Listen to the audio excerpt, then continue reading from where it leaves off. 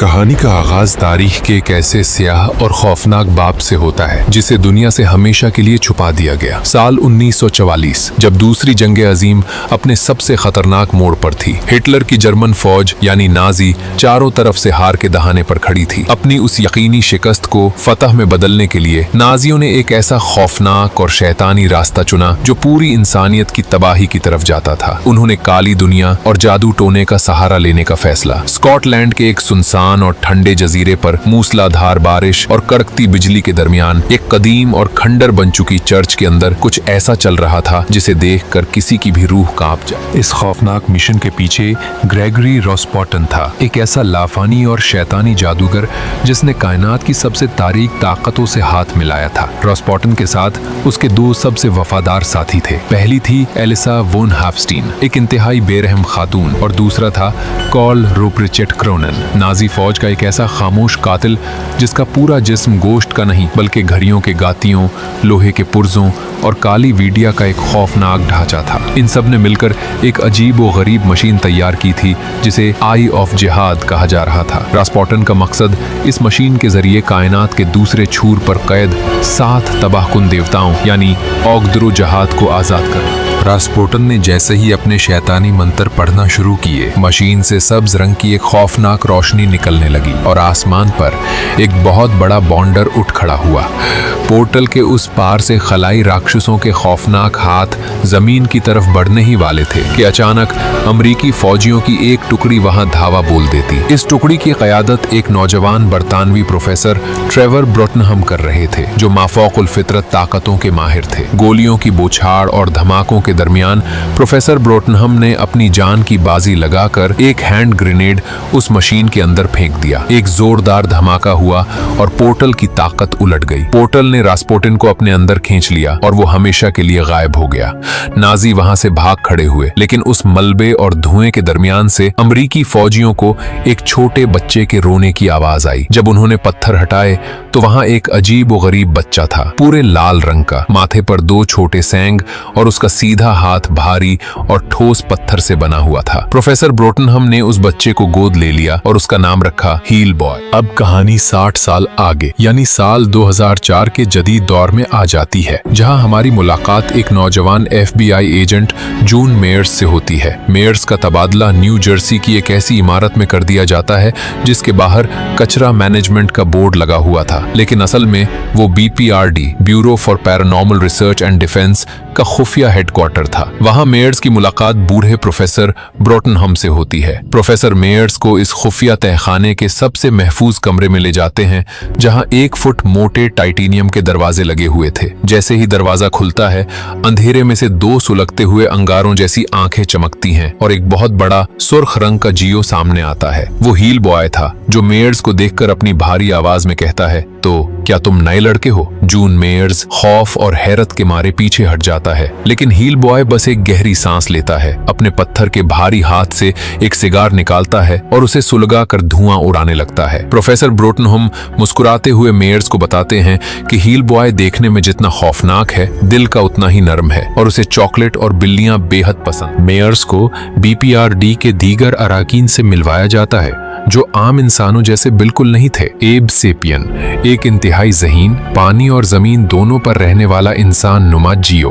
वो एक बड़े पानी के टैंक में रहता है और उसके पास जबरदस्त नफ्सियाती ताकतें हैं जिसकी मदद से वो किसी भी चीज को छूकर उसका माजी और मुस्तकबिल देख सकता है। लीज शर्मीन, एक ऐसी लड़की जिसके अंदर आग पैदा करने और उसे कंट्रोल करने की खौफनाक ताकत है, लेकिन वो अपनी इस ताकत को एक लानत समझती है क्योंकि बचपन में उसकी आग की वजह से पूरा मोहल्ला तबाह हो गया था। वो अपनी ताकत पर काबू पाने के लिए उस वक्त BPRD से दूर एक जहनी सेहत के मरकज में रह रही थी। हिल बॉय खामोशी से लीज से मोहब्बत करता था और उसके दौर जाने से अंदर ही अंदर उदास था। इसी दौरान दुनिया के एक दूसरे कोने यानी मालदुआ के बर्फानी पहाड़ों में एल्सा और नाजी कातिल क्रोनीन, जो अब भी जिंदा थे, अपने खून की कुर्बानी देकर एक तारीख रस्म के जरिए ग्रेगोरी रास्पुटिन को दोबारा जहन्नम के पोर्टल से इस दुनिया में वापस ले आते हैं। रास्पुटिन अब पहले से कहीं ज्यादा ताकतवर और गजबनाक हो चुका था। इसका मकसद अब भी वही था, दुनिया की तबाही। रास्पुटिन न्यूयॉर्क के एक कदीम म्यूजियम में दाखिल होता है और वहां रखे एक मुकद्दस मुजस्समे को तोड़कर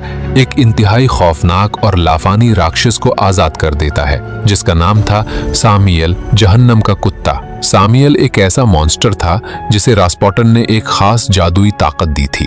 हर एक सामियल के मरने पर 2 नए सामियल पैदा होंगे। म्यूजियम के गार्ड्स को बेरहमी से कत्ल कर दिया जाता है और पूरी इमारत में खौफ का साया फैल जाता है। BPRD को फौरन इस हमले की इत्तला मिलती है। प्रोफेसर ब्रॉटनहम इस मिशन की जिम्मेदारी हिल बॉय को सौंपते हैं और एजेंट मायर्स को इसकी निगरानी के लिए साथ भेजा जाता है।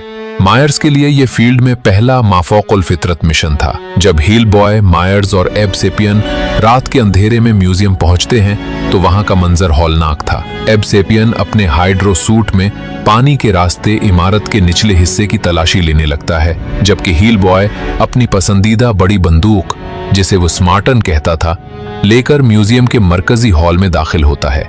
अचानक अंधेरे में से एक बहुत बड़ा 4 पैरों वाला राक्षस, जिसकी लंबी जुबान और तेज नाखून थे, हील बॉय पर हमला कर देता है। ये सामियल था। दोनों के दरमियान एक जबरदस्त और तबाहकुन लड़ाई शुरू हो जाती है। हील बॉय अपने पत्थर के दाएं हाथ से सामियल पर पै दर पै वार करता है, जिससे म्यूजियम की कदीम दीवारें और कीमती मुजस्समे टूटकर बिखरने लगते हैं। सामियल हील बॉय को उठाकर खिड़की से बाहर सड़क पर फेंक देता है। लड़ाई म्यूजियम से निकलकर न्यूयॉर्क की चलती हुई सड़कों और सबवे, जेरे जमीन ट्रेन के स्टेशन तक पहुंच जाती है। हील बॉय बड़ी महारत से सामियल को सबवे की पटरियों पर पिछाड़ देता है, उसे एक जोरदार इलेक्ट्रिक शॉक देकर मार डालता है। मायर्स और बाकी टीम समझती है कि मिशन खत्म हो गया और उन्होंने राक्षस को हलाक कर दिया है, लेकिन वो नहीं जानते थे कि वो रास्पुटिन के बिछाए हुए जाल में फंस चुके थे।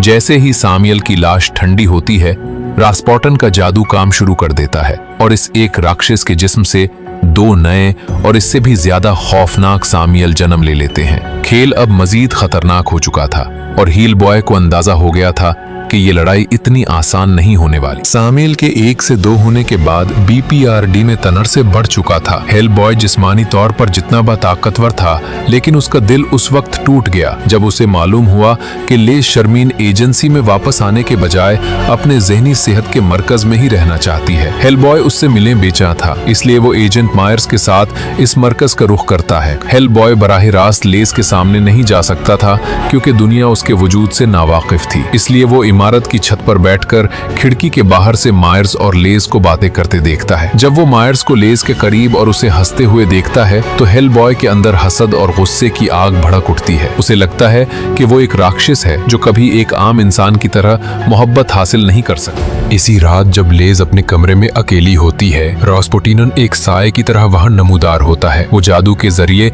लेस के जहन पर काबू पाकर उसके बचपन के खौफनाक हादसात को दोबारा जगा देता है। लेस का गुस्सा और खौफ उसकी आग की ताकत को उस हद तक बेकाबू कर देता है कि पूरे अस्पताल में एक हौलनाक धमाका हो जाता है। इस वाक़े के बाद लेस के पास कोई रास्ता नहीं बचता और उसे मजबूरन BPRD के हेडक्वार्टर वापस आना पड़ता है।